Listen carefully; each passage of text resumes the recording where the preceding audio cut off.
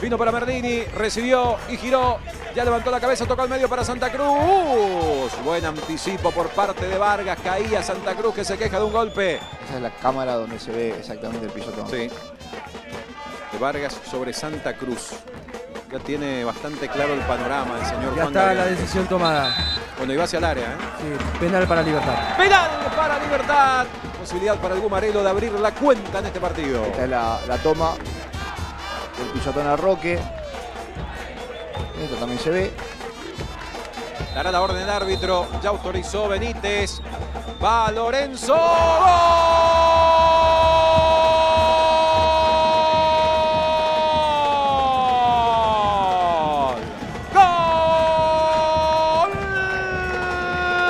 ¡Gol! De Libertad, Lorenzo Melgarejo acariciando la pelota. Moviendo la pelota de un costado al otro. Díaz presionado, robó muy bien Benítez y puede ser buena para Guaraní, va para el empate Benítez. Llegó al área, levantó la cabeza, definió.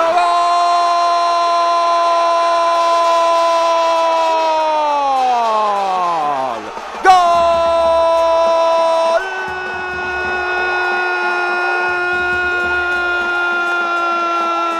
De Guaraní, una inspiración de Ángel El Pira Benítez. El Pepe Cardoso. Ya lo igualó la fecha pasada. Pelota de Segovia, va corriendo Camacho, la marca es de Barbosa, que bien ganó Camacho, llegó hasta el fondo, a ver cómo termina, va Camacho,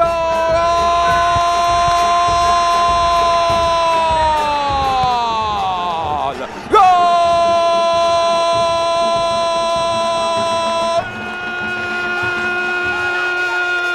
De Guaraní, Néstor Camacho, un golazo.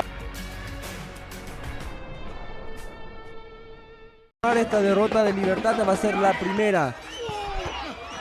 Pelota que vino al área, Tacuara, ¡palo!